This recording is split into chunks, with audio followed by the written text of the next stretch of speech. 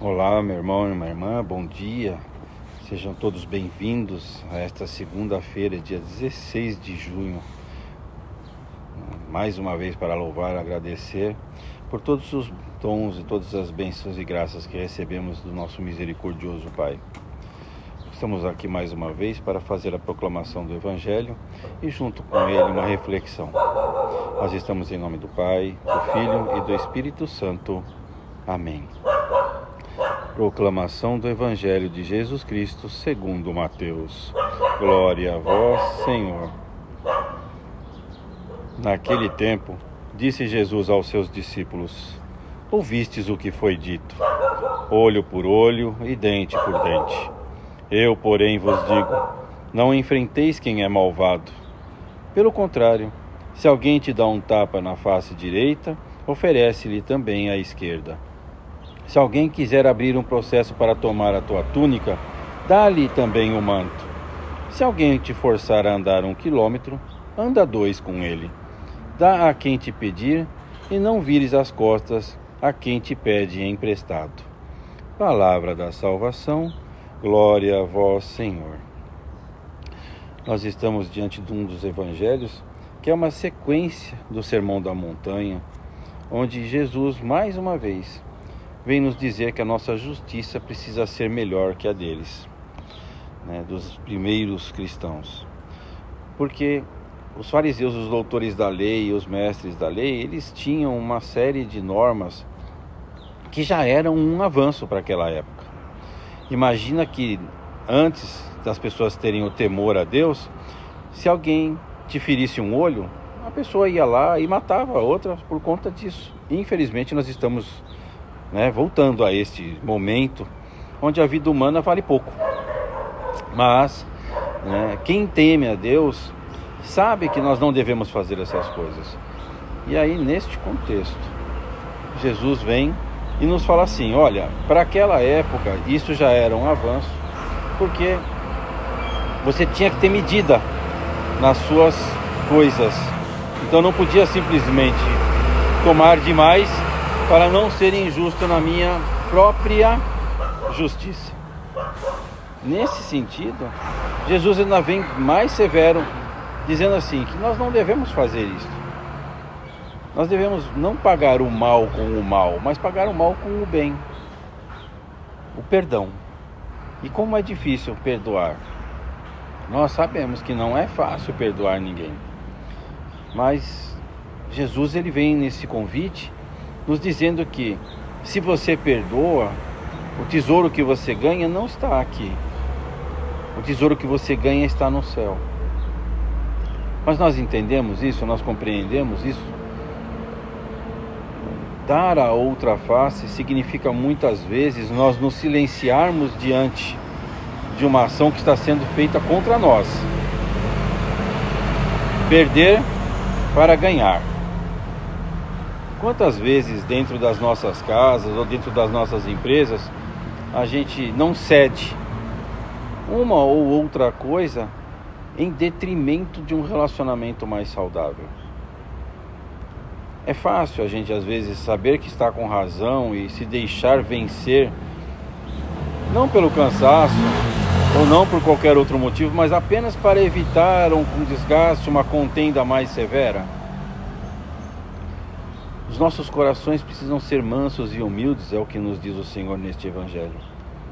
Se alguém entra contra você no processo, igual está aqui para tomar sua túnica, ou para fazer você, obrigar você a caminhar com ele 1 quilômetro, dê o dobro. Entrega sem medo. Deus provê, Deus proverá, sua misericórdia jamais faltará. E aí, olhando nesse sentido e nesse aspecto, acaba sendo fácil para nós cristãos, quando nós nos dedicamos a esta ação, de não retribuir pior ou na mesma medida, como era feito antigamente.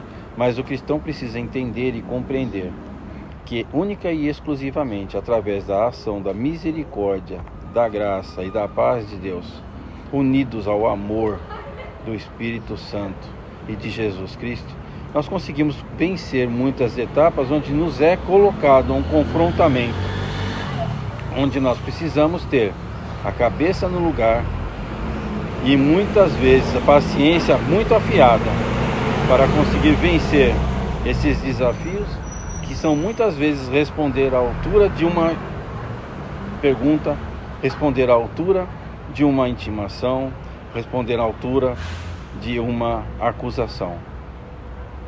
Quem já não foi acusado injustamente? Todos nós.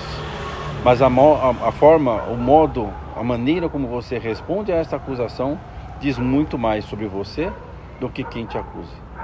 Não adianta eu falar que eu sou cristão e eu rebater a todas as acusações da mesma forma como elas vieram contra mim.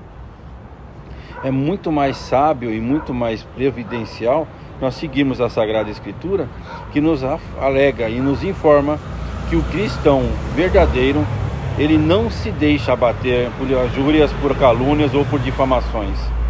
Jesus Cristo foi difamado, Jesus Cristo foi caluniado, Jesus Cristo foi preso e morto, defendendo a verdade que ele sempre proclamou.